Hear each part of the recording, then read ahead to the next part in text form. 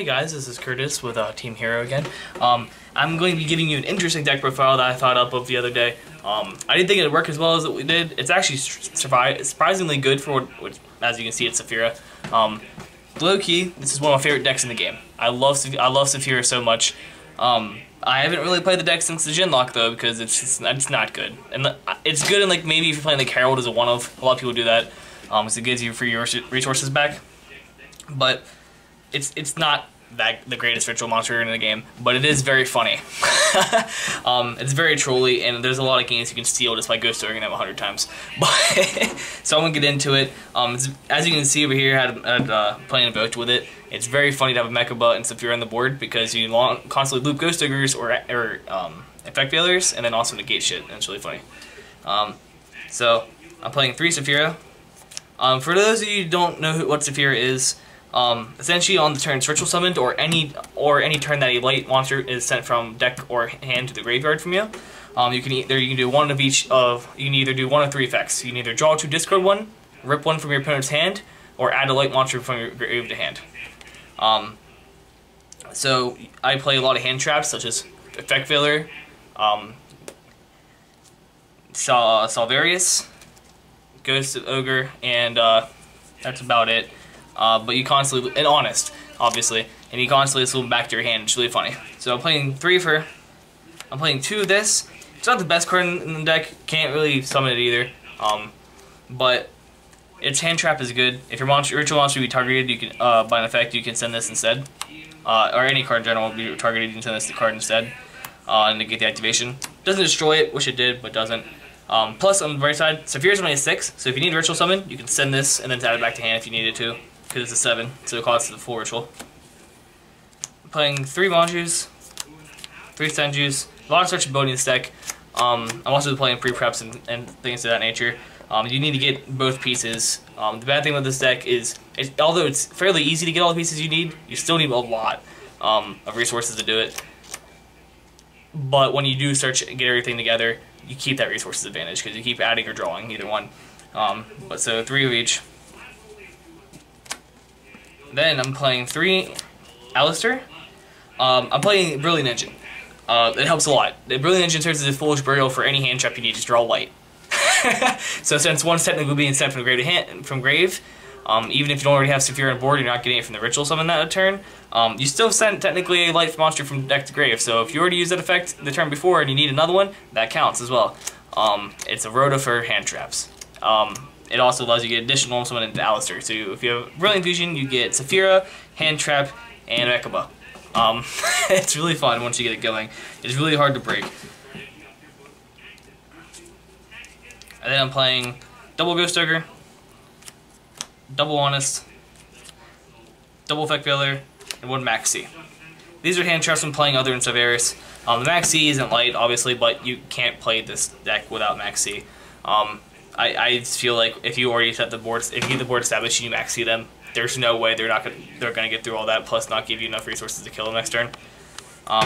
Sorry if that got too far away. I'll do this again real fast. That was good. But I think that's enough. It's more or less hand trapped that deck. You just kind of sit there with 5k on board the entire game, just like, can you kill it? No. Game through. I'm playing 1 because I have to. Hate this card. Don't feel like getting a Garnet. Don't care enough. 1. Playing 3 Brilliant Fusions, obviously. Like I said, if you get Manju and you can get Invoked and you start looping through whatever you need, it's really good. 3 pre-prep. Saffira, Time of Light, it says Saffira on it. Add Saffira to hand, 2 free resources, plus 1, why not? 3 Heim, I love Heim of Light. Heim of Light, when it's in your graveyard, if a ritual monster you control will be destroyed by battle card effect, you can banish this instead. So they have to not only get through the Saffira, the hand traps, and the Mechaba, they also have to kill it, so you can't add it back and keep doing it. So, like I said, when you get the board established, it's literally the biggest wall you ever see in your life. You have to really break it down, and it's hard. But if they kaiju you, it's a sad day. But if you don't have kaijus, it's no longer a sad day. It's a very stressful day for them. Playing 3 of this, Magical Meltdown, really, really good. You see it, you get Mechaba, that can't stop the Mechaba once you summon it. once it's summoned, can't respond to it on summon. So it keeps them from like striking, warning, stuff like that, because once it's on the board, boom, done. Double Twin Twister, back row, going second blows.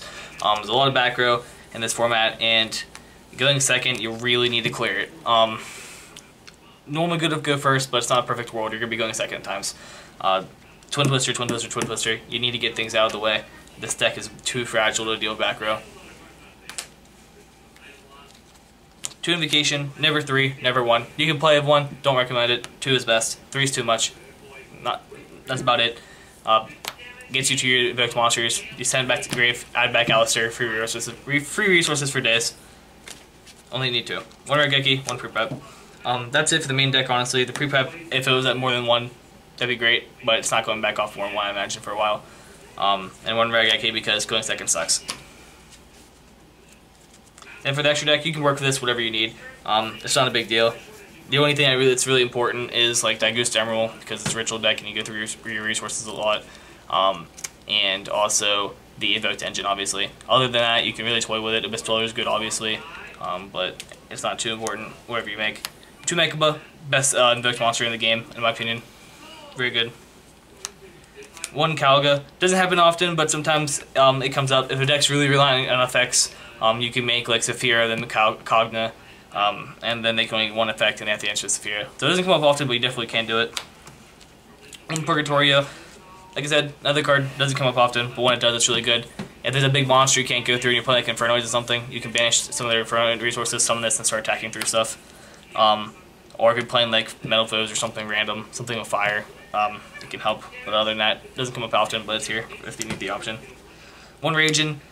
This is really good against, like, if you're going against another invoked deck. If you're going against like Wind Witch Invoked or some sort of Wind Witch engine, this helps a lot. You can get through resources very quickly, and Ragins is a really good card. Play 1 Earth.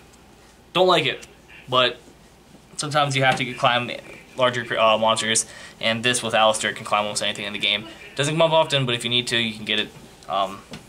Still 3K monster. 1 Seraph Knight. Seraph Knight, you have to play it for the Brilliant Fusion.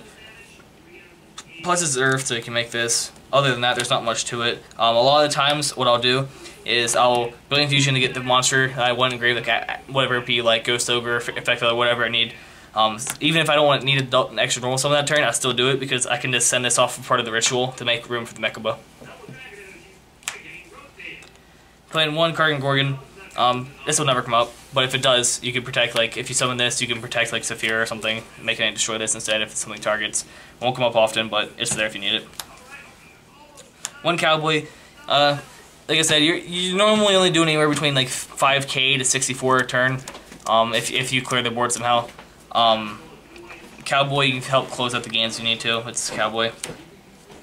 I'm playing double Castell because I have the extra room. Castell is a phenomenal card. You can get rid of things like Diagram, or face-up spells or traps that are giving you problems. 1 Diamond Dire, it helps clear out back row. Very good. I'll never stop playing Diamond Dire. I really like this card. Another card I also would play is Tornado Dragon. I don't have it on me right now. I'm letting a friend borrow it, but it's a very good card as well. I usually play 1 Diamond Dire, 1 Tornado Dragon, because there are some situations where Diamond Dire will still be better, but most of the time I make Tornado Dragon because I usually use it to clear back row, and Tornado Dragon does that. But every once in a while this will still come up, so I still play it. 1 Abyss Dweller. It's Abyss Dweller. If you go against a Grave Reliant deck, it helps.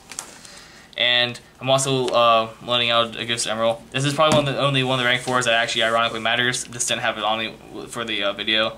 And I already got everything set up, and I figured you guys don't need to see the Ghost Emerald. So I did it anyways, just to get it out.